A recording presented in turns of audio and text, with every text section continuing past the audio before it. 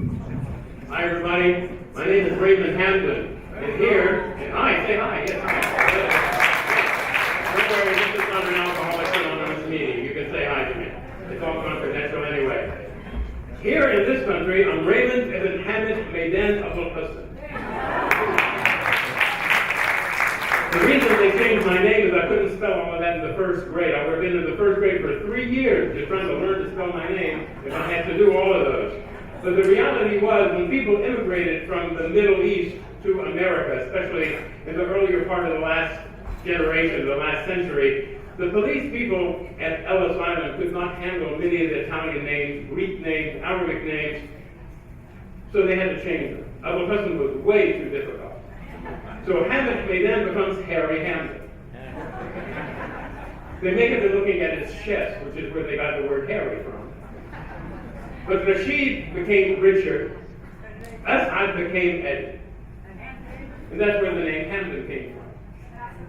The interesting thing is they didn't take the Arabic spelling, they used the British spelling Hamden, H-A-M-D-E-N. I'm so fortunate that in this generation, I was born in 1949, so I got to live the last half of the last century and the last millennium, where we got to see computers. We got to see electricity all day, 24 hours a day.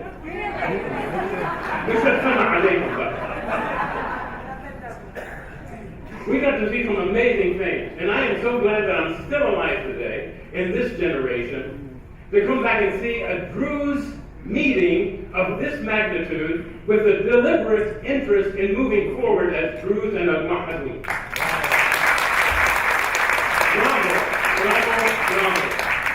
We have so much to be proud of. And frankly, when it comes to reincarnation, a Druze of the Zidu Bil'adad.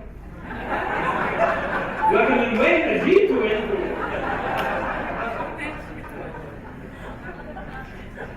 For the last 45 years, I've been working in the field of psychology. I worked with a lot of international families, worked with diversity and inclusion. Had an opportunity to meet people from different religions, different political backgrounds, different nations. There's 4 things that I learned. There is one God. What goes around comes around. The truth will always be revealed, and patterns repeat themselves. The other thing that I learned, my friends, is that I am so glad that I just happen to be a Druze. Because I learned about and Nevis and Helena. It said that with that. Those are amazing. Those are absolutely amazing. And if I didn't say it right, I'll get it right in my next one. في ناس ما بتقولين لأنه أنا راجع. بتحبوا شو بتعملوا فيي وبين لأخواتي، لأن أنا راجع وبدي أتذكر شو عملتوا أنتم. But I'm not here to talk about war.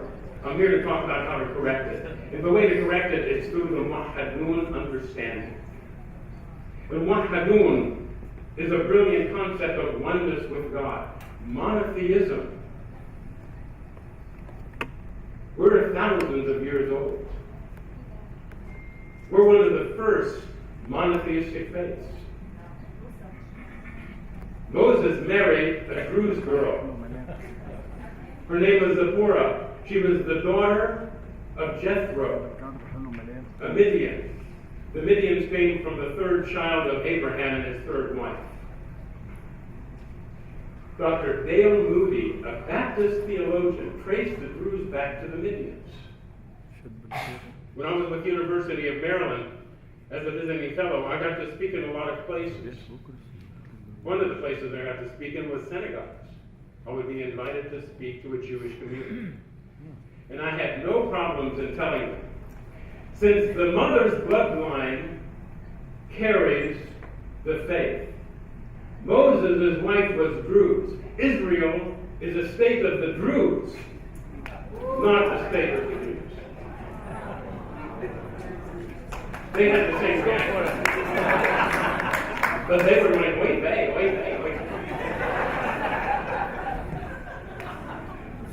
But when we talk about MuwaHiddoun, we're talking about all of us together. And who's the leaders of all of us together? But the Druze, the Sufis, the Baha'is, the people that wanted to show unity among the universe, unity among people. Because every time we get into religion, we get political.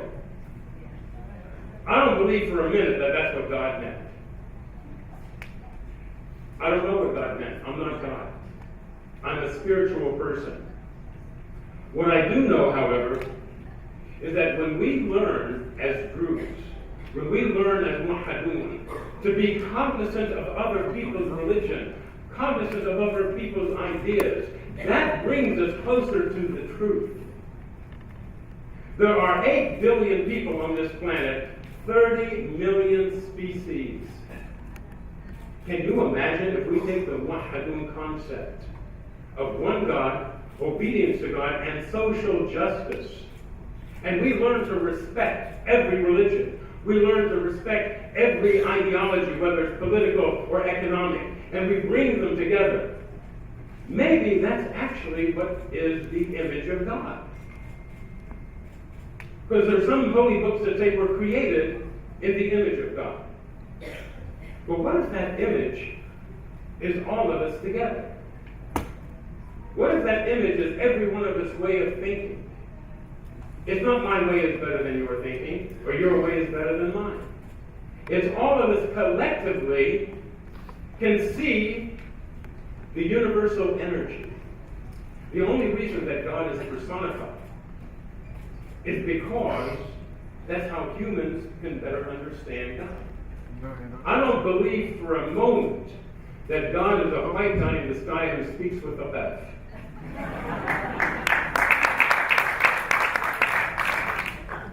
To me, he speaks with a bat.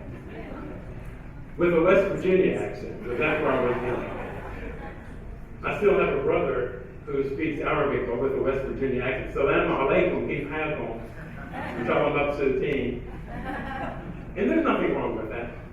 That's the way that we were collectively brought up. And it was amazing to be brought up in southern West Virginia, a place that today is economically deprived, but a place that was wholesome, it was loving, it was caring. And the Lebanese that came from Lebanon in the first part of the last century, in the middle part, came knowing a Lebanon that had dignity, integrity. They didn't have people who were screaming and yelling bad things to each other, but they had finesse. Different Lebanon than we see today. A different America than we see today. Because frankly, the man that we put in the White House, he made some people here look really smart.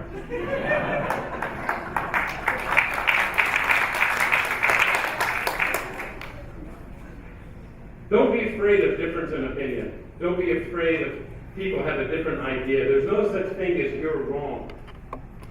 There's no such thing as I'm right. Because we are all right, and when we listen to each other, according to the MuwaHiddoun faith, whether we're Druze or Baha'i or Sufi, we understand that oneness with God, the monotheistic faith, is obedience to God, and it does give social justice. Unfortunately, there are people who go beyond the replacement theory, like Dr. Dale Moody. Dr. Dale Moody was a very, very daring Baptist theologian who taught me in a lecture one day that in his research on the Druze, he traced them back to the Midians. And he traced them back with pride, with dignity, with integrity. It wasn't anti-Christian talk. It was showing the expansion of knowledge, the expansion of acceptance. When we look at Dr. Dale Moody, who also said, why do we have to argue evolution or creation? Simply because God created evolution. Because God is the creator of everything, of all things. The MuwaHiddoun is the fiber of social integrity, of social justice. Somewhere in the Devachectomy, it makes a comment about the cross. People who are wanting to show that the Druze are anti-Christian miscommunicated that, saying that the cross is anti-Christian or a comment against Jesus. That was not correct at all. When the Druze were mentioning that the cross should be stopped, it had to do with stopping capital punishment, that no man has a right to judge another or to take another person's life. That's what it meant. This is the replacement theory. Think that there's another explanation, not the explanation that you hear, or that you want to hear, or that people who are fundamentalists want to believe. The MuwaHiddoun faith teaches us to be open, teaches us to be flexible. And so flexible, even when it says the last generation will be born in China. Some people actually think we're going to be born in a country called China. Maybe that's a warning. Maybe it's telling us that China is going to take over the planet we know it, and we might be born on that during that time. And that's the last time that we'll see the human race as we know it. Maybe. I don't have the answers. What I'm offering is a replacement theory. What other people may think, and how can that help us? How many of you have heard of the DNA, that the Druze now have a DNA that is our own?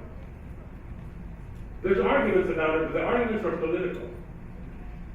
Not because they can argue it scientifically. There's also evidence that Jesus, John the Baptist, also had the same DNA. That's nothing to be afraid of. That actually complements our understanding of unity with people from all walks of life. That tells us that we're all connected. It is not a threat. So don't make it political. It's an opportunity for us to look for solutions.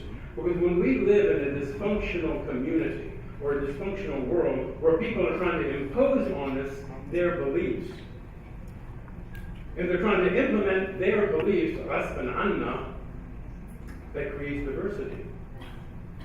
It creates problems. Because what we want in life is unity. One of the things I've learned as a psychologist is that humans need closure. We need to have understanding. We need to know the truth. That's what we're searching for. Another thing that I've learned in practicing psychology about humans is that we all want peace. We want to live in harmony. We want to live in unison. We don't want to have these diversities. And what I'm saying to you today is we need to look at the seriousness of the MuwaHiddoun understanding that was given to all the Abrahamic religions. One God, obedience to God, and social justice. And when we learn that we can respect other people in the way that they think, the way that they feel, in the way that they behave, we can have no enemy. Even if we think differently, we can share ideas, we can grow. We can learn more, because the more you learn different languages, the more you learn different concepts, the more you learn different ways that people think, feel, and behave, the more you're expanded. I'm going to give you a simple example. In the United States, we have a stick that has material that comes up when you push it up. We call it an umbrella. Here you call it the shamsiya. Just knowing that it's called a shamsiya broadens your understanding that it's not just to avoid rain, it's also a sunblock. There's so many words like this, so much richness. Even when we talk about death, nobody wants maut. Maut is final. We want to wafta. Completed is life's mission. What is your life mission? What do you want to achieve in life? I'm going to tell you a simple place to start. Educate your children. Because educate is to negate ignorance. Teach them, even if it's right or wrong, it doesn't matter. Open their minds. Open their hearts. Let them know their identity. We as American Druze were influenced by the Protestant movement. Those of us who were born and raised in Central America and South America were influenced by Catholicism. That did not take away our identity as Druze. What people are learning today is, having had that exposure, having been educated by people from all faiths, all languages, all educational backgrounds, we expand our knowledge. Today's children are learning more in high school than I learned in undergraduate school. Because of the ability to realize knowledge. what we're seeing today also among the youth is that they're very happy to learn without the political agenda. They don't want political divide. So simply do this. When you talk to your children, teach them to say ahlan wa sahlan. Teach them the brilliance of that phrase. It's not just welcome. It's ahlan, family, sahlan, with ease. Ahlan wa sahlan means you're welcome to come in as family and be with us with ease. How beautiful is the Arabic language. To teach those qualities. Teach them words of endearment like habibi, hayati. You don't have to do sanadi and taqbirni and all that other stuff. I think that's old age. But I actually grew up with that, where you would say, Kifa, tak nazara, nazar Allah, and that would be about 15 minutes of hello. The goodbye was another 15 minutes. So if you only had 30 minutes, it's just hello, goodbye. You didn't even have time for tabuli, which was a shame. I love the old tabuli better than the new tabuli. Don't you agree? Oh, I'm not a messy person, but thank you for mentioning that. Call your children terms of endearment. Teach them to say mabruk. Teach them to say shukran jazila. Even when we have non-Arabic speaking people at home, we always welcome them with ahlan wa sahlan, and when they eat with us, we say sahtain. And they want to know, what does that mean? And we'll explain to them, it means double your health. Very fortunately, two of my younger children, we had 5 children, my 2 younger grew up in Dubai. They were born and raised in Dubai. By the time they were 6 years old, they'd already known 3 languages. They could speak English, Arabic, and French. Where do you come back to in the United States? It's very difficult. The United States is no longer the land of opportunity and openness. It's unfortunately become somewhat disturbing in the way that things are going, but that's the world. God gave us warnings about this. I found in my research, I found in my way of life, and I'm not saying I'm perfect by any means, that if we follow the MuwaHiddoun Druze understanding, the true Druzing that our Mashiach can teach us, that we can learn from our religious leaders about the true meaning of behavior. We don't have to know the secrets until we're ready for it. But what about the social behavior? What about one God, obedience to God, and social justice?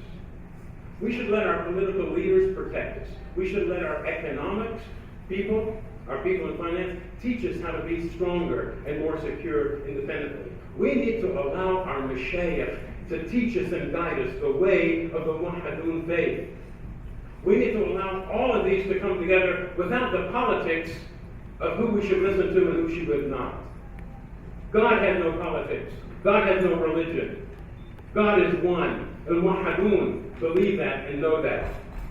When we look at the opportunities to share our ideas, we will find the truth. Because the Druze are known for generosity. Kurama. We're not the only ones who are kurama in the world. But we certainly can display it.